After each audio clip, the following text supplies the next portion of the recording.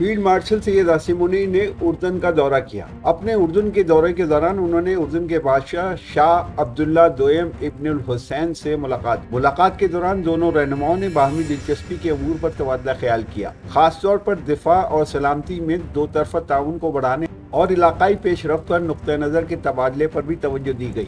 اس ملاقات میں ولی عہد شہزادہ الحسین بن عبداللہ دوئم بھی شریک تھے۔ فیلڈ مارشل سید عاصم منیر نے پاکستان کے عوام، حکومت اور مسلح افواج کی جانب سے شاہ عبداللہ کو تہنیتی پیغام پہنچایا اور اردن کے ساتھ برادرانہ تعلقات کو مزید گہرا کرنے کے لیے پاکستان کے عزم کا اعادہ کیا۔